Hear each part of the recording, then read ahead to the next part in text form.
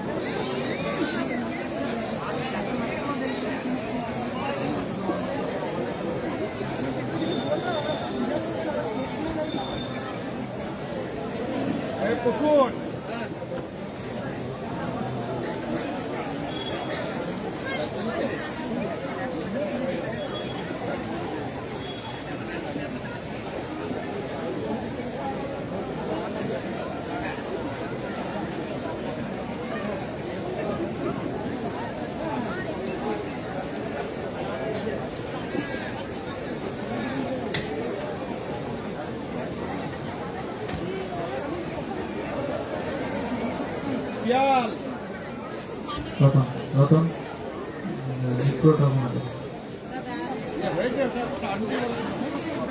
ওটা না একদম ডান দিকে একদম ডান দিকে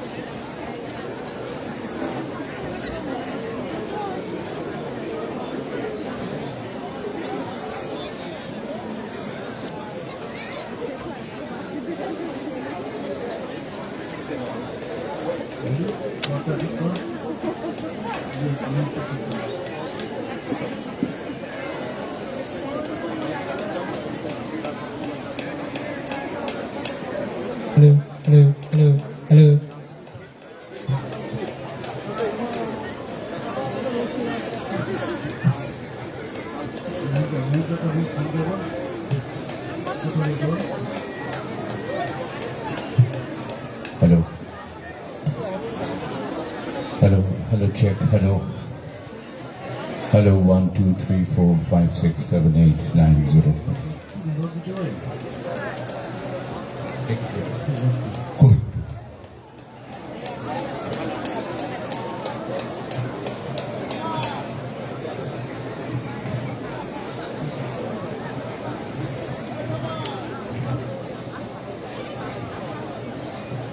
দাঁড়িয়ে আবার কে করবে সাংবাদিকদের সামনে রাখে দাঁড়িয়ে আছে এই যে মাঝখানে বাজে হয়। হ্যাঁ হ্যালো এটা পরে এসে করবো মিত্র ভাই লাইটটা চোখে ফটফট করতে কি ব্যালেন্স হচ্ছে নাকি ওটা লাগবে না এটা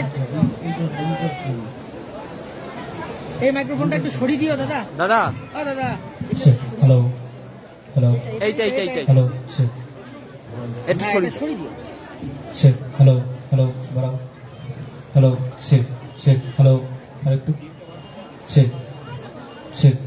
হ্যালো ঠিক আছে এই মাঝের মাইকটা একটু সরিয়ে দিও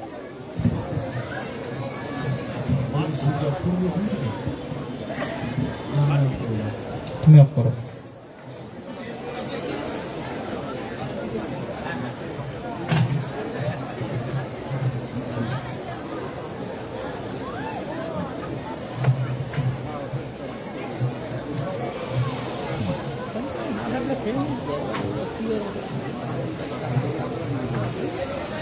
এইখানটাই হতে হতো।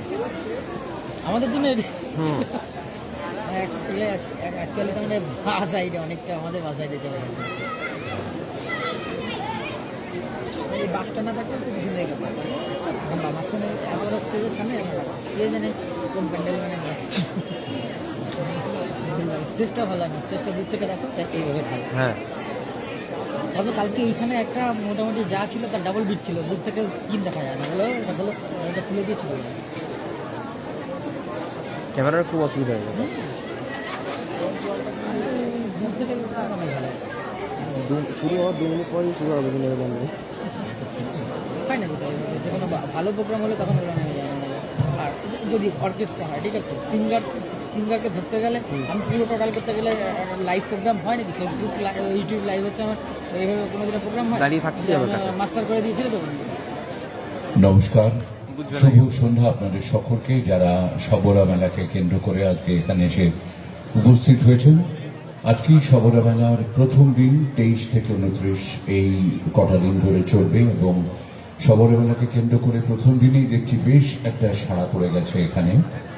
আমার নিজের সৌভাগ্য বলবো, কলকাতার বুকে যে সবরা মেলা হয় তার বেশিরভাগ সবরা মেলাতেই আমার নানা দিনের অনুষ্ঠানে থাকার সুযোগ ঘটেছে এবং সবরা মেলাকে কেন্দ্র করে বিশেষ করে স্বনির্ভর গোষ্ঠী তারা যাতে আরও স্বয়ংসম্পূর্ণ হয়ে ওঠে সেটা একটা এক্সিবিশনের মতন দেখা যায় সবরা মেলাতে। তাদের হাতে তৈরি কাজ, তাদের নানা ধরনের প্রতিভার বিকাশ ঘটে।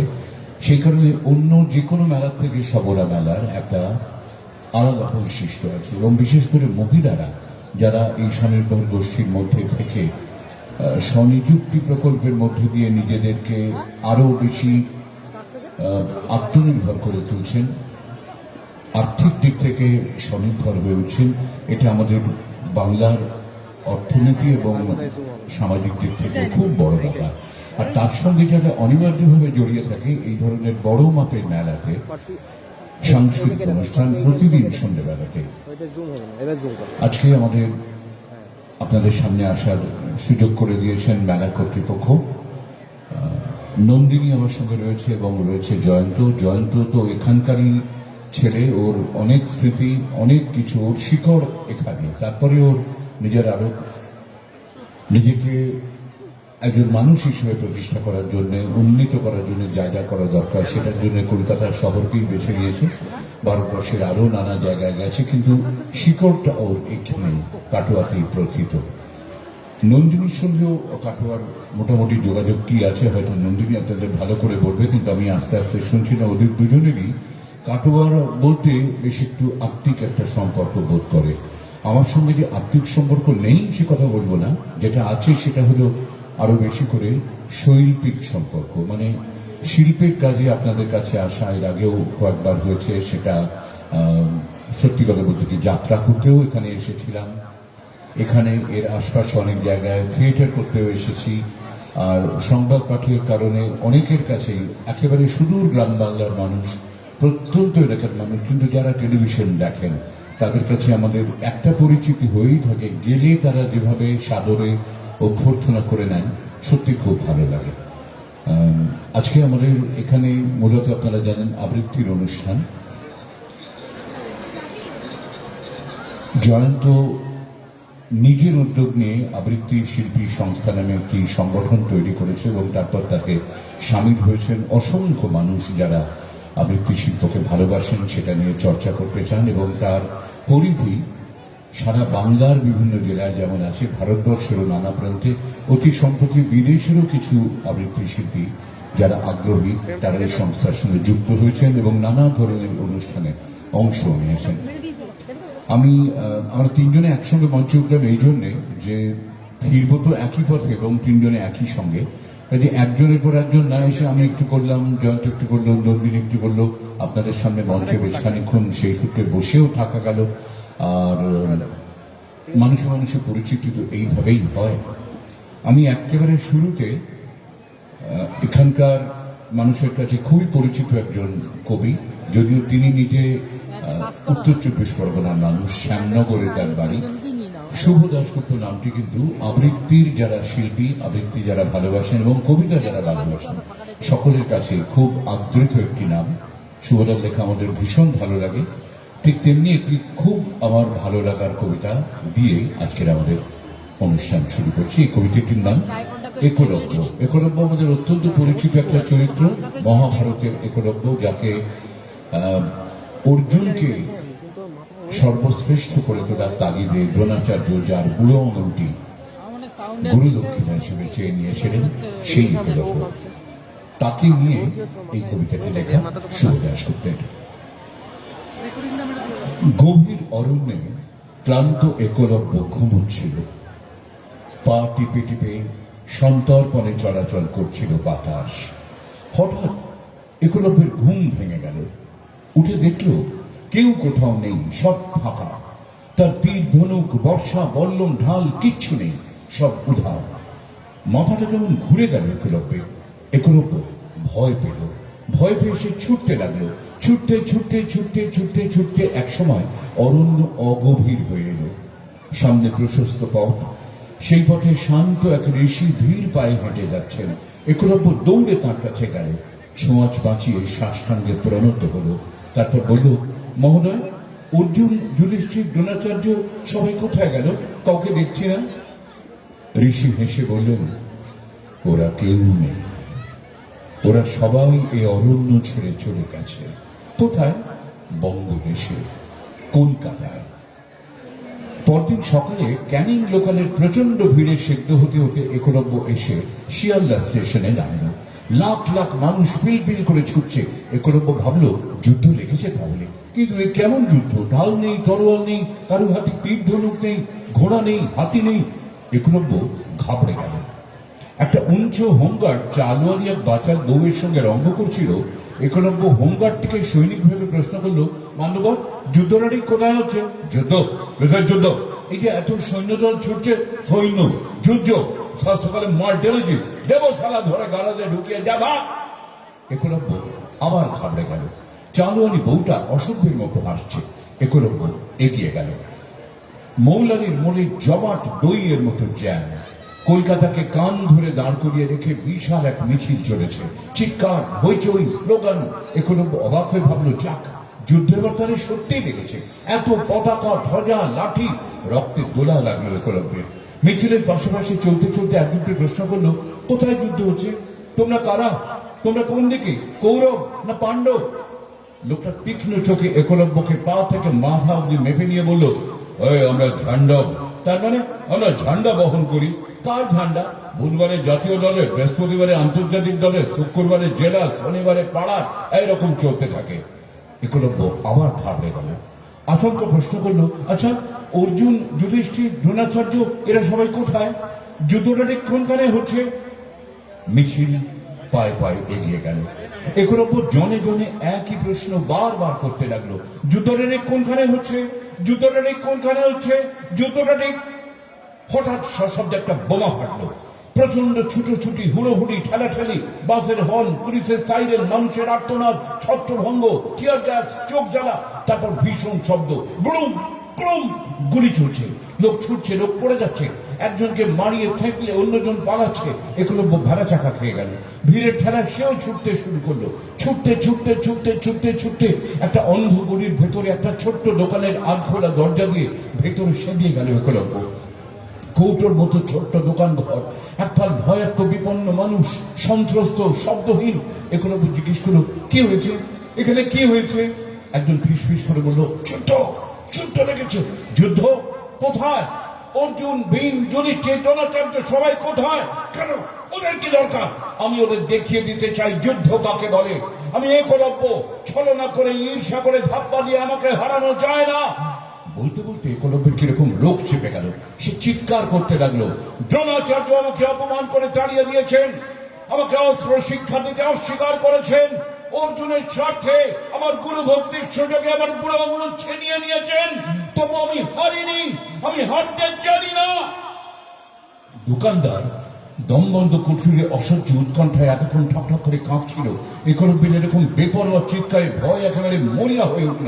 দাঁতের দাঁত চেপে তীব্র স্বরে বলে উঠল, সবাই মিলে ওই বাদরা লোকটাকে বের করে দিন তো, ওরা নিজেও মরবে আমাদেরও মারবে। ওর চাচাপেটিতে পুলিশে সেখানে ঢুকবে, তারপর টেনে বের করবে, এক এক করে পিটিয়ে লাশ বানাবে আমাদের। বের করে দিন, বের করে দিন, লোকে বের করে দিন। সবাই প্রাণের ভয়ে আসন্ন পুলিশের নির্যাতনের আতঙ্কে একযোগে ধাক্কা মারতে লাগলো একলব্যকে। একলব্য দরজা খুলে ছিটকে পড়লো গলির রাস্তায়। শুনতে পেলে ভেতর থেকে কে যেন বলছে, যা সারা রাস্তায় গিয়ে খোঁজ তোর অর্জুন আর দ্রোণাচার্যকে। একলব্য সম্বিত ফিরে পেল। তারপর শুনশান ফাঁকা গলিতে শক্ত হয়ে দাঁড়িয়ে কলকাতা কাঁপিয়ে গলা ফাটিয়ে চিৎকার করে বলতে লাগলো, অর্জুন, অর্জুন কোথায় তুমি? কোথায় দ্রোণাচার্য? সামনে এসো, আমি তোমাদের যুদ্ধে আহ্বান করছি। এসো, লড়ো আমার সঙ্গে। আমি আজ প্রমাণ করে দিতে চাই আমি অপরাজেয়, আমি হারতে শিখিনি। আমি এসেছি অর্জুন, আমি এসেছি দ্রোণাচার্য। বড় রাস্তার মোড় থেকে এই সময় পরপর দুটো বিদ্যুতের ঝলক, দুখানা বুলেট এসে একলব্যের বুকটা ফালা ফালা করে ছিঁড়ে দিয়ে গেল। ফিনকি দিয়ে রক্ত ছড়িয়ে পড়ল পিচের কালো রাস্তায়। রক্ত, রক্ত, রক্ত, শুধু রক্ত। সারা শরীরে রক্ত মেখে মুখ থুবড়ে একলব্য শুয়ে রইল সেই ধুলো মাখা কালো রাস্তায়। মারা যাবার আগের মুহূর্ত পর্যন্ত বিড়বিড় করে বলে যেতে লাগলো,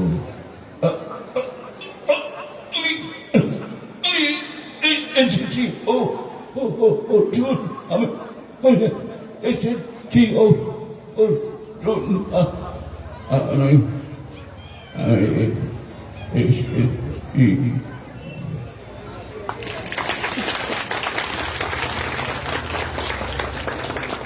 একটা কাল্পনিক রচনা মহাভারতের একলব্যকে আমাদের আজকের কলকাতা শহরে নামিয়ে এনে সুরে সুরে লেখা।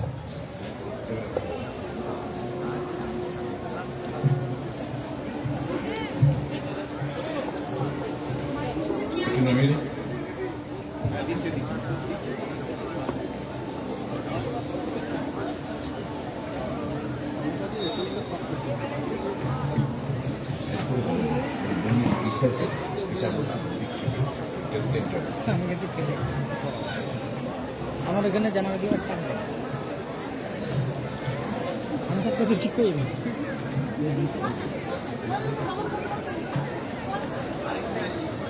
আরেকটা মাইক ওনার হাইটে করে তাহলে চটপট হয়ে যাবে, বারবার ছিল সামনে একটা দিয়ে দিলে তো দাঁড়িয়ে হ্যালো, ঠিক আছে, আসছে তো পরিষ্কার? শুভ সন্ধ্যা। শীত পড়লে এই যে মেলা মেলা একটা ভাব না, এটার জন্য আমাদের জীবনে অনেক কিছু, অনেক শোক, অনেক দুঃখ, অনেক বেদনা ফিকে হয়ে যায়। একটা আনন্দ, একটা উৎসাহ, উদ্দীপনা জেগে ওঠে। পশ্চিমবঙ্গ সরকারের এই যে আয়োজন, এই সবলা মেলা, মহিলাদের স্বনির্ভর প্রকল্পের উদ্যোগে এই সবলা মেলাতে আসতে পেরে এবং কাটোয়ার সবলা মেলাতে আসতে পেরে আমি অবশ্যই নিজেকে ভীষণভাবে সৌভাগ্যবান বলে মনে করছি। কারণ কাটোয়ার সঙ্গে সত্যি আমার একটা আত্মিক যোগাযোগ আছে, সে গল্প পরে বলবো। আগে একটা অন্য গল্প বলি, একটা স্বপ্নের গল্প। কোন স্বপ্ন? নীরজ চৌধুরী বলেছেন যে বাঙালি আত্মবিস্মৃত জাতি। কেন বাঙালি আত্মবিস্মৃত? আমরা ক্রমশ ওই বাংলাটা আর আসে না এই জায়গাতে পৌঁছে গেছি। শুধু কলকাতায় নয়, বিভিন্ন জেলাতেও। সেই জায়গা থেকে শুরু করা যাক। সুনীল গঙ্গোপাধ্যায়ের ভোরবেলার স্বপ্নের নির্বাচিত অংশ। কেমন হতো যদি আমাদের সেই সমস্ত মনীষীরা যারা রেনেসাঁয়ে ছিলেন তারা আজকের এই অবক্ষয়, এই অবমাননার যুগে, বাংলা ভাষা ও সংস্কৃতির অবমাননার যুগে এসে হাজির হতেন। রাজমোহন সোয়াইফ লেখা মাঝপথে বন্ধ করে বাংলায় কলম ডোবালেন বঙ্কিমচন্দ্র। ১.৫ শতাব্দী পরে খর চোখে তাকালেন আমার দিকে। তার কপালের ভাঁজ ও ভ্রুকুটি দেখে কে না কেঁপে উঠবে। আমি মুখ নিচু করে থাকি অপরাধীর মতো। রামধনু আঁকা আকাশের শেষ প্রান্তে উড়ে যাচ্ছে যে সব পাখি, সেগুলি আসলে বিলীয়মান বঙ্গদর্শনের পৃষ্ঠা। পাতলা বইখানা হাতে নিয়ে দীনবন্ধু মিত্র বললেন, এই নীল দর্পণ কেন লিখেছিলাম জানো? একসময় আমার মনে হয়েছিল আমাদের তলোয়ার বন্দুক নেই বটে, কিন্তু ভাষার অস্ত্র তো রয়েছে হাতে। তোমাদের তা মনে নেই? মনে রাখোনি? কারমাটায় খুব মন দিয়ে সাঁওতালি ভাষা শিখছেন বিদ্যাসাগর। এখন তিনি এই ভাষায় ব্যাকরণ লিখবেন। তার কপালের ভাঁজে অনেকগুলি সিঁড়ি। বাংলা কথাটা মনেও পড়ে না, মনে করতে চান না। ক্যাপ্টেন লেডির নাম আর উচ্চারণ করেন না মধুসূদন। ঘরের মধ্যে অবরুদ্ধ সিংহের মতো পায়চারি করতে করতে মাঝে মধ্যেই বলে উঠছেন ভাঙা গলায়, হে বঙ্গ ভান্ডারে তব বিবিধ রতন, হে বঙ্গ ভান্ডারে তব। কৃষ্ণনগরের বাড়িতে দিলীপকে গান শেখাচ্ছেন তার বাবা। এমন দেশটি কোথাও খুঁজে পাবে না কো তুমি, সকল দেশের রানী সেজে আমার জন্মভূমি, সেজে আমার জন্মভূমি। আচমকা গান থামিয়ে হা হা করে হেসে উঠলেন দ্বিজেন্দ্রলাল। জানলার দিকে তাকিয়ে বললেন, দেখো দেখো কি ভেবে লিখেছিলাম আর আজ তার কি অর্থ।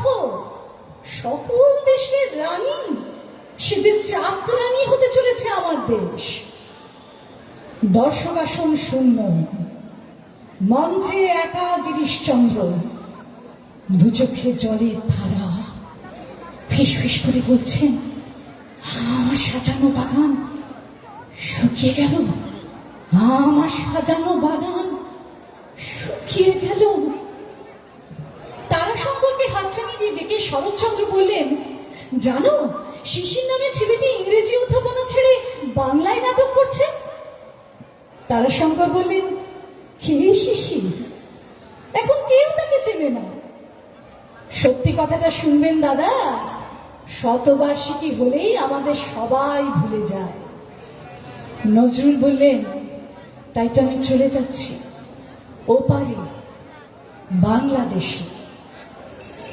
রেডিওর সামনে বসে আছেন রবীন্দ্রনাথ, শুনছেন নিজেরই গান। এখনো অনেক ছেলে মেয়ে তার গান দিব্যি গাইছে। একটু আধটু সুর এদিক ওদিক হয় বটে, তবু তৃপ্তির সঙ্গে মাথা দোলাচ্ছেন তিনি। তার হঠাৎ মনে হলো, তার একটা গান তো কেউ আর গায় না। সীমান্তের এপারেও না ওপারেও না। সহ্য করতে পারবেন না বলে এতদিন সীমান্ত দেখতে যাননি। আজ গিয়ে দাঁড়ালেন সেখানে। এখন শিলাইদহ যেতে তার ভিসা লাগবে। নিজেই গলা খুলে ধরলেন তার সেই প্রিয় গানটি। বাঙালির পণ বাঙালির কাজ, বাঙালির আশা বাঙালির ভাষা, পুণ্য হোক পুণ্য হোক পুণ্য হোক হে ভগবান। বাঙালির প্রাণ বাঙালির মন, বাঙালির ঘরে যত ভাই বোন, এক হোক এক হোক এক হোক হে ভগবান।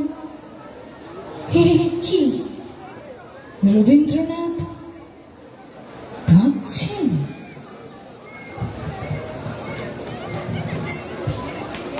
রবীন্দ্রনাথ কেন কাঁদছেন, কেন আজকে আমাদের বাংলা ভাষা আর সংস্কৃতির এই অবস্থা, তা আমরা নিজেরাই জানি। তবু তার নাম যখন এলো, রবি ঠাকুরের নাম যখন এলো, সেই রবি ঠাকুরের একটি কবিতা আজকে আপনাদের শোনাই।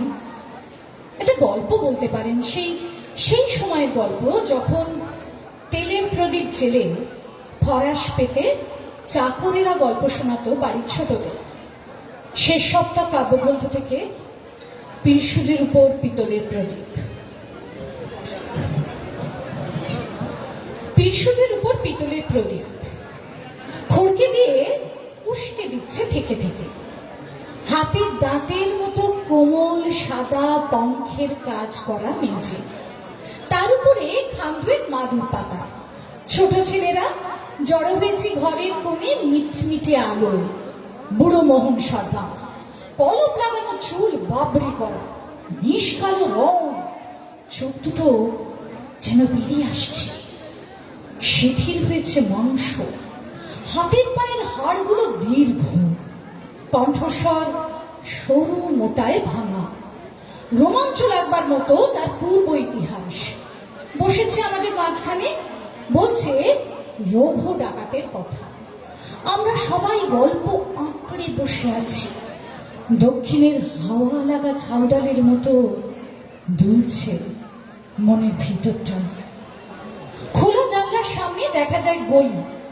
একটা হলদে গ্যাসের আলোর খুঁটি দাঁড়িয়ে আছে এক চোখো ভূতের মতো। পথের বাঁধাটাতে জমেছে ছায়া।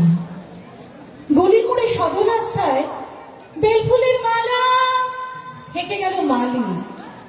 পাশের বাড়ি থেকে কুকুর ডেকে উঠল অকারণে। 9টার ঘন্টা বাজলো দেউড়িতে। অবাক হয়ে শুনছি রঘুর চরিত কথা। তত্ত্বরত্নের ছেলে পৈতে রঘু বলে পাঠালো চরের মুখে, নম করে সারলে চলবে না ঠাকুর, ভেবো না খরচের কথা। মোড়লের কাছে পত্র দেয়, 5,000 টাকা দাবি করে ব্রাহ্মণের জন্য। রাজার খাজনা বাকির দায়ে বিধবার বাড়ি যায় বিকিয়ে। হঠাৎ দেওয়ানজি ঘরে হানা দিয়ে দেনা শোধ করে দেয় রঘু। বলে, অনেক গরিবকে দিয়েছ ফাঁকি, কিছু হালকা হোক তার বোঝা। একদিন তখন মাঝরাত্রি ফিরছে রঘু লুটের মাল নিয়ে। নদীতে তার ছিপের নৌকো, অন্ধকারে বটের ছায়ায়। পথের মধ্যে শুনি পাড়ায় বিয়ে বাড়িতে কান্নার ধ্বনি। বর ফিরে চলেছে বচসা করে, কনের বাপ পা আঁকড়ে ধরেছে বরকর্তার। এমন সময় পথের ধারে ঘন বাঁশবনের ভিতর থেকে হাঁক উঠল, রে রে রে রে রে। আকাশের তারাগুলো যেন উঠল থরথরিয়ে। সবাই জানে রঘু ডাকাতের পাঁজর ফাটানো ডাক। বর্ষতু পালকি পড়লো পথের মধ্যে। বিহারা পালাবে কোথায় পায় না ভেবে ছুটে বেরিয়ে এলো মেয়ের মা। অন্ধকারের মধ্যে উঠল তার কান্না, দোহাই বাবা, আমার মেয়ের জাত বাঁচাও। রঘু দাঁড়ালো জমদূতের মতো। পালকি থেকে টেনে বের করলে বরকে। বরকর্তার গালে মারলে একটা প্রচন্ড চড়, পড়লো সে মাথা ঘুরে। ঘরের প্রাঙ্গণে আবার শাঁখ উঠল বেজে, জাগলো হলুদ ধ্বনি। দল বল নিয়ে রঘু দাঁড়ালো সবাই। শিবের বিয়ের রাতে ভূত প্রেতের দল যেন। উলঙ্গ প্রায় দেহ সবার, তেল মাখা সর্বাঙ্গে, মুখে ধূসর কান্না। বিয়ে হলো সারা। 3 প্রহর রাতে যাবার সময় কনিকে বললে ডাকাত, তুমি আমার মা, দুঃখ যদি পাও কখনো স্মরণ করো রঘুকে। তারপরে এসেছে যুগান্তর। বিদ্যুতের প্রখর আলোতে ছেলেরা আজ খবরের কাগজে পড়ে ডাকাতির খবর। রূপকথা শোনা নিভৃত সন্ধেবেলাগুলো সংসার থেকে গেল চলে। আমাদের স্মৃতি আর নিভে যাওয়া তেলের প্রদীপের সঙ্গে সঙ্গে।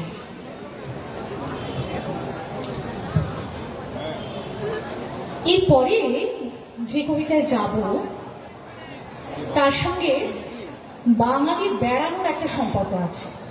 বাঙালির বেড়ানো বলতে ঠিক কি বোঝায়? দি পু দা, দীঘা, পুরী আর দার্জিলিং। হ্যাঁ, এর পরের কবিতা পুরী নিয়ে। কাটোয়ার সঙ্গে তো পুরীর যোগাযোগ, সেটা একটা ঐতিহাসিক কারণে, কিন্তু পুরী বাঙালির সব থেকে প্রিয় ভ্রমণ স্থান বলা যায়। পুরী নিয়ে এই কবিতা লিখেছেন ঠাকুরবাড়িরই আর একজন প্রথিত যশা, অবনীন্দ্রনাথ ঠাকুরের চটজলদি কবিতা। সমুদ্রটা কেমন দেখলেন চক্রবর্তী মশাই? যেমনটা ভেবেছিলাম তেমনটা নয়। মুখটা নেন খুলে কম, ধুলো পায়ে কেমন হলো সমুদ্র মজ্জল। মশাই কীর্তিবাসে পড়েছিলেন সাগর বর্ণন, তমময় দেখা যায় গগন মণ্ডল, হিল্লোল কল্লোল করে সাগরের জল, সিন্ধু জলে জলজন্তু কলরব করে, জলেতে না নামে কেহ মকরের ডরে, এক এক জলজন্তু পর্বত প্রমাণ, জগৎ করিবে গ্রাস হয় অনুমান। বাসা বাড়ি হতে দেখলেন, যা ভেবেছিলাম তার কিছু না। তবে কেমন দেখলেন?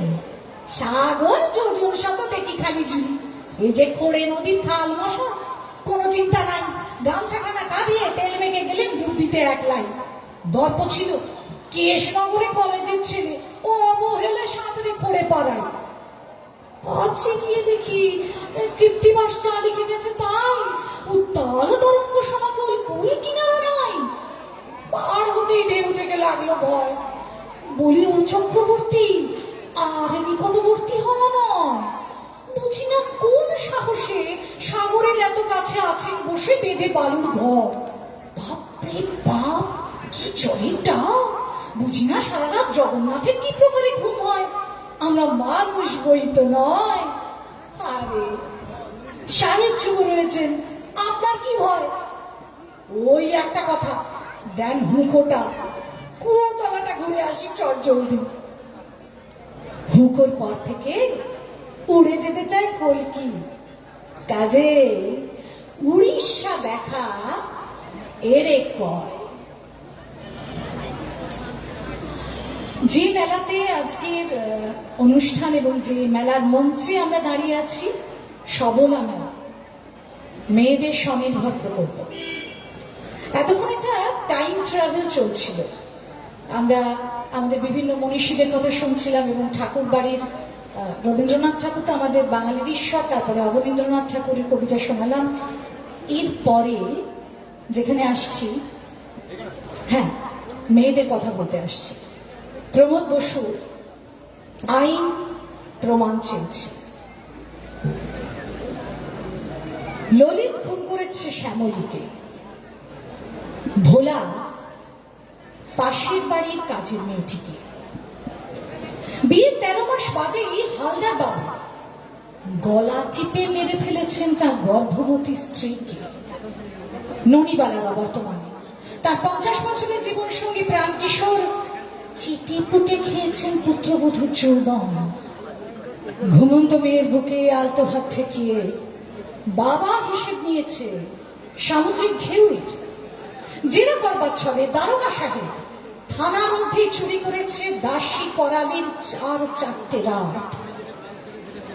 কোচিং ফেরত পরমাকে অন্ধকারে নষ্ট করেছে 5 জন কাকুশ শয়তান।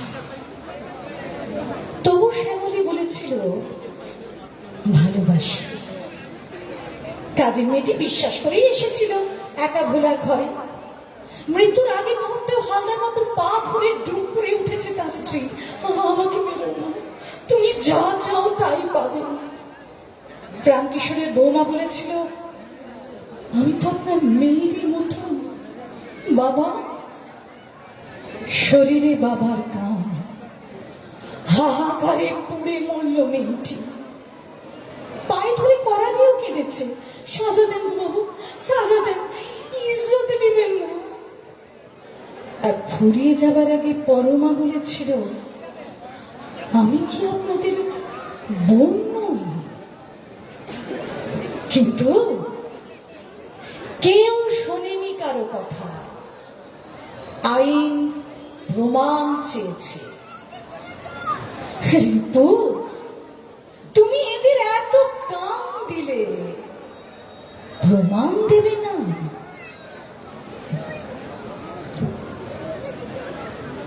এরপরে এত ঘৃণার কথা বললাম, এত যন্ত্রণার কথা বললাম, অপমানের কথা বললাম, সেখান থেকে ভালোবাসার কথায় যায়। এবং সেই ভালোবাসা, দেশকে ভালোবাসা নাকি মানুষের প্রতি মানুষের সংবেদনশীলতা, সেই জায়গা থেকে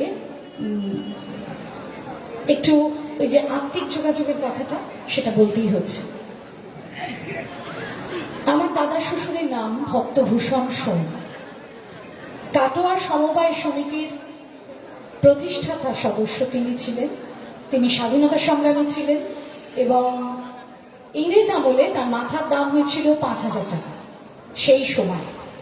না, তিনি কখনো ধরা পড়েননি, কিন্তু স্বাধীনতার পরেও তার যে আদর্শ, তার যে জাতীয়তাবাদ, আমরা এখন জাতীয়তাবাদ বলতে অনেক কিছু বুঝি, তো তার যে দেশের প্রতি ভালোবাসা, সংবেদনশীলতা, সেখানে কোথাও ফাঁক পড়েনি। সেই জায়গা থেকেই গান্ধীবাদের আদর্শে তিনি তৈরি করেছিলেন সমবায় সমিতি।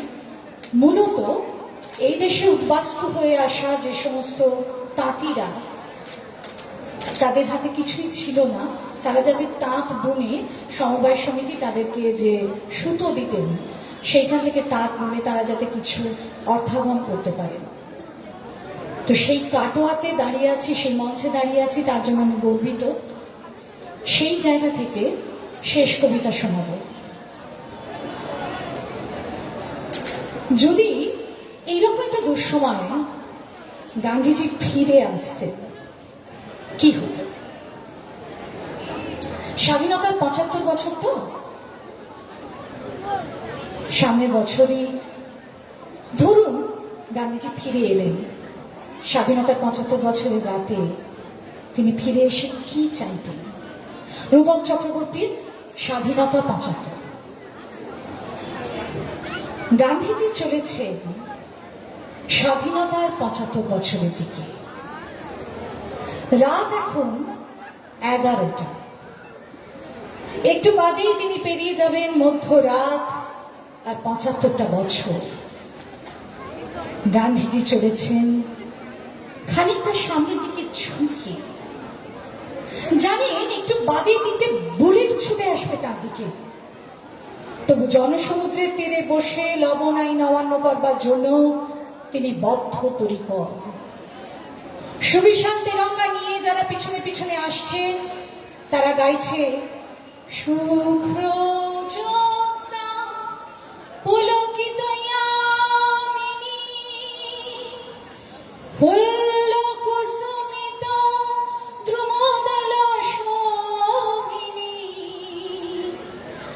সুহাসিনী সুমধুর ভাষিনী, সুখদাং বরদাং মাতরম। সেই সঙ্গে বন্দে মাতরম, বন্দে মাতরম, বন্দে মাতরম শব্দটা যতবার উচ্চারিত হচ্ছে ততবারই শিহরিত হয়ে উঠছেন তিনি। অথচ আততায়ী নিশানার বহু আগেই তিনি হুমড়ি খেয়ে পড়লেন। স্বাধীনতার 75 বছরের রাতটা এতটা ঝড় বাদলের হবে তিনি কল্পনাও করতে পারেননি। বালুভূমিতে পৌঁছে গান্ধীজি ফিরে তাকালেন পিছনের ভারতবর্ষে। চোখ বেয়ে গড়িয়ে এলো দুফোঁটা জল। এক মুঠো বালি নিয়ে, হ্যাঁ, এক মুঠো বালি নিয়ে গান্ধীজি ফিরে আসছেন ভারতের দিকে। আর এক ভারতে একটা ভাঙা মসজিদ আবার তৈরি করে দিতে।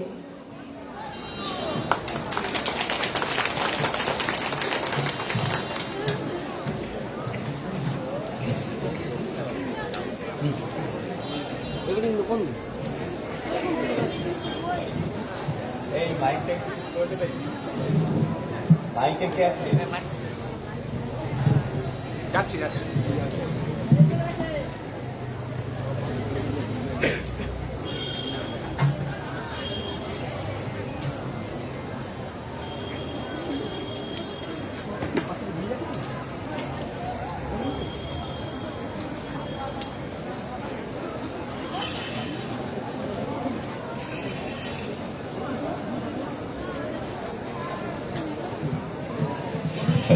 হ্যালো চেক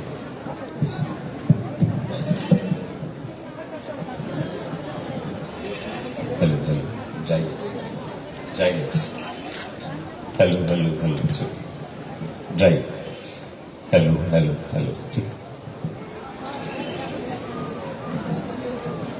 মোর সন্ধ্যায় তুমি সুন্দর বেশে এসেছ,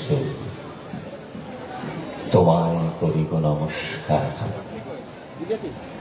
মোর অন্ধকারের অন্তরে তুমি এসেছ, তোমায় করিব নমস্কার।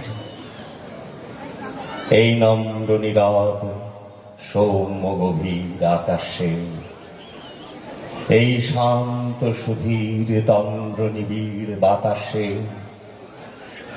তোমায় করিব নমস্কার। এই ক্লান্ত ধরার শ্যামলাঞ্চল আসনে, এই স্তব্ধ তারার মৌন মন্ত্র ভাষণে তোমায় করিব নমস্কার।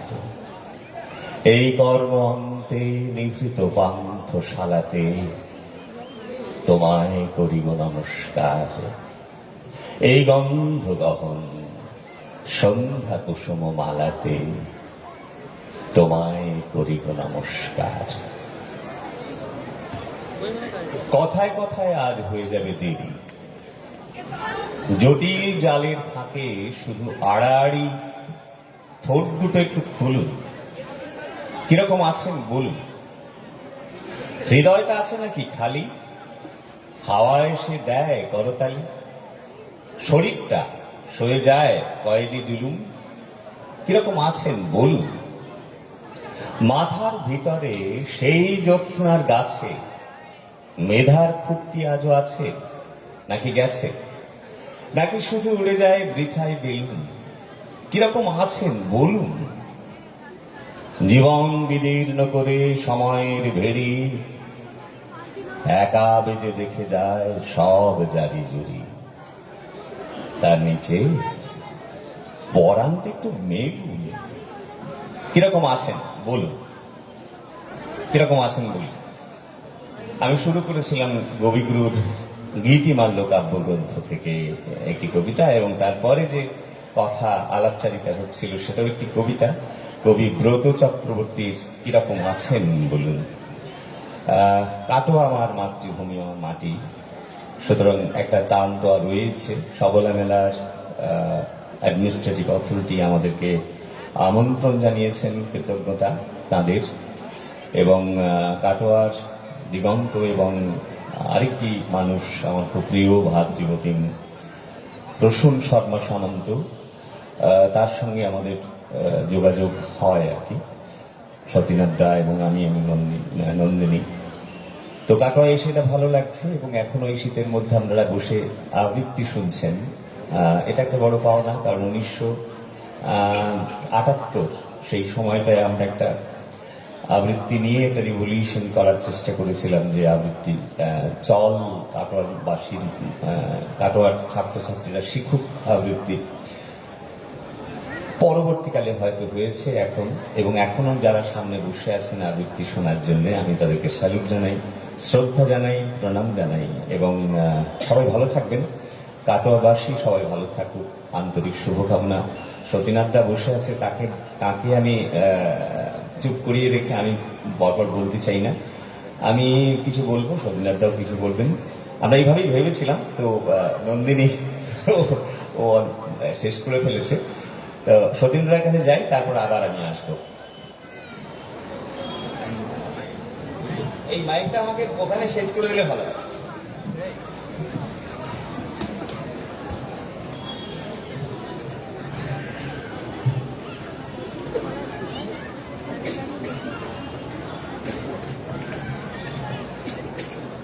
জয়ন্ত এখানকার মানুষ। জয়ন্ত ওর কথা বললো এবং খুব সত্যি কথা, প্রসূনের সঙ্গে আমার আলাপ বেশ কিছু বছরের, এবং প্রসূন অসম্ভব কি বলবো আবৃত্তি প্রেমী, কবিতা প্রেমী। ওর ভালোবাসাটা শুধু কবিতার প্রতি নয়, যারা মানে আমরা যারা একটু একটু বলি পরিচিতি আছে ও তাদের প্রতিও যে শ্রদ্ধা, যে সম্মান দেখায়, এটা মনে রাখার মতো। ওর কথা কবিতা এই সংগঠনের সঙ্গে যে নিবিড় যোগ, তারাও আবৃত্তি চর্চা জেলাতে বজায় রেখেছে, এটা একটা খুব ভালো দিক। আমার নানা ধরনের কবিতা বলতেই ভালো লাগে, কিন্তু যে কবিতার মধ্যে একটু নাটক আছে, যাতে একটু সংলাপ আছে, সেগুলো যেন একটু বেশি ভালো করে টানে, যে কারণে আমার একটু শুভরাজ গুপ্তর কবিতা বেশি ভালো লাগে। আর প্রসূনের বিশেষ অনুরোধ, আপনারা দেখেছেন ওই মঞ্চে আসার পরে একটা বই আমার কাছে চলে এসছে। এটা একটা শুভরাজ গুপ্তের অসংখ্য কবিতার একটা সংকলন। এর থেকে একটি কবিতা, যেটা আমার সৌভাগ্য হয়েছিল আজ থেকে বেশ কিছু বছর আগে একটি অ্যালবাম হয়েছিল,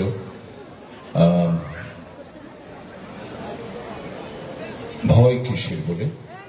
শুভরাজ গুপ্তের এই সমস্ত কবিতা আবৃত্তি করেছিলেন অনেকে। তাকে আমি একটি কবিতা বলেছিলাম, তার নাম ছুটি।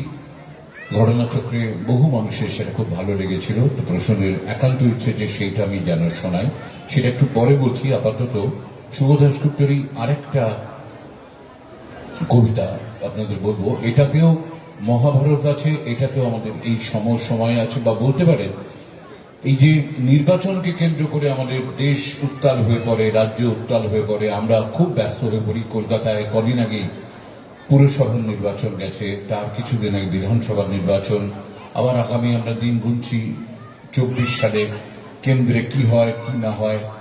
নির্বাচন ঘিরে ভারতীয়দের, বাঙালিদের একটা উত্তেজনা থাকে। এই সবকিছু আছে ধরা এই কবিতাটির মধ্যে।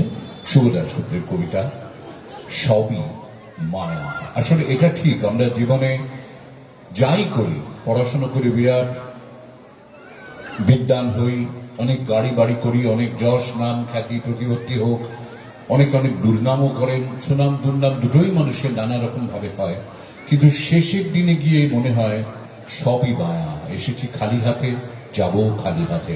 সামনের আর পেছনের কোনোটাই আমার জানা নেই। কিভাবে এসেছিলাম জানি না, কবে যে চলে যাব তাও জানি না।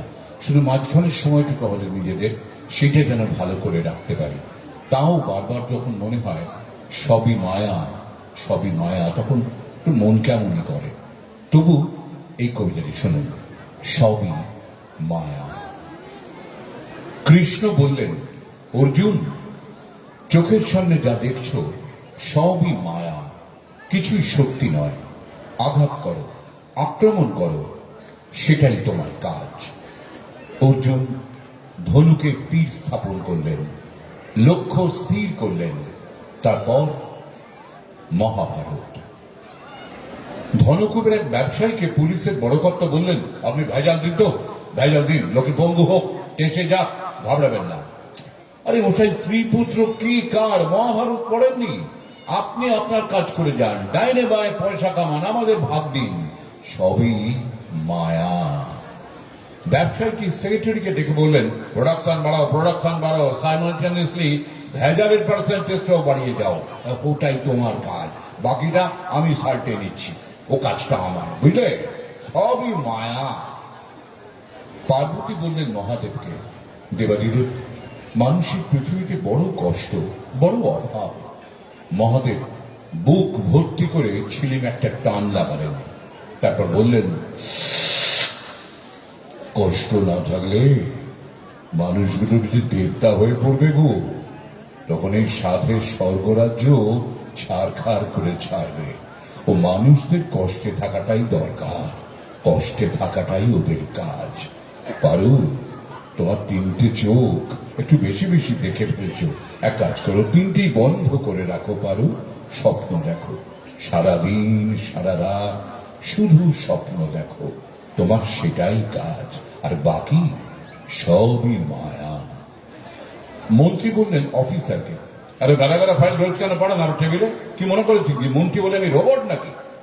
অফিসার টাকচুরকে হে হে করে বললেন, স্যার, আপনার টেবিলে এই ফাইল পুট করাই তো আমার কাজ স্যার, আর সই করাটা আপনার। আপনি তো স্যার হামেশাই বলেন কর্মই ধর্ম। স্যার সেই ধর্ম ধরেই তো। মন্ত্রী প্রথমটা গম্ভীর হয়ে গেলেন, হঠাৎ মুচকি হেসে বললেন, আচ্ছা ঠিক আছে, আপনি এবার থেকে স্যাম্পল হিসেবে প্রত্যেকদিন 5টা করে ফাইল আমার টেবিলে পাঠাবেন, অনলি 5, ওকে? আর বাকি সব ফাইলে ওম গঙ্গা লিখে শেখ দরে বেঁচে দেবেন, বুঝেছেন? পৃথিবী হলো মায়া, যত ভেতরে ঢুকবেন তত জড়িয়ে পড়বেন, ওপর ওপর ভেসে বেড়ান। সন্ধ্যের পর টিভি দেখবেন, বুঝলেন? রাতে ছাদে উঠে চাঁদনি আলোয় একা একা নাচতে চেষ্টা করবেন, আস্তে আস্তে আস্তে, রবীন্দ্রিক স্টাইলে। গৃহিণীকে বলবেন মৃদু স্বরে গান গাইতে, ওই যে আছে না, ফুলে ফুলে ঢোলে ঢোলে, সবই মায়া। নিষিদ্ধ পল্লীর এক গ্ল্যামার কুইন চেপে ধরেছে খদ্দেরকে, সারা পয়সা না দিয়ে কেটে পড়া, মাগনায় শোয়া হচ্ছে কি সরকারি বাস, ভাড়া দিলি দিলি না দিলি না দিলি মা ছাড়। বিপন্ন খদ্দেরটি বলল, তো ভাই শোন না, শোন না, আরে পয়সা পয়সা করিস কেন বে? হ্যাঁ, পয়সা কি তোর সঙ্গে যাবে বল? সবই মায়া, তুই মায়া। আচ্ছা আচ্ছা তুই বল, এই যে আমি তোকে আমি ভালোবাসতুম, সে কি কিছুই নয় রে? মনে কর না আমাদের দুজনের ভালোবাসায় ভালোবাসায় শোধবোধ।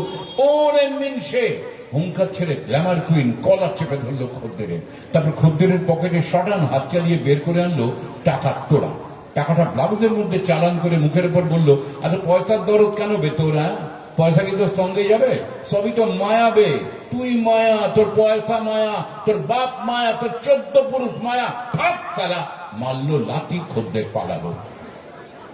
ভোট দিতে এসে নিজের ভোট অন্য দিয়ে গেছে শুনে খাপ্পা অধ্যাপক এক ঝান্ডাওয়ালাকে গিয়ে তেড়ে ফুড়ে ধরলেন, এটা কি ধরনের ভোট হচ্ছে? এটা কি ধরনের ভোট হচ্ছে?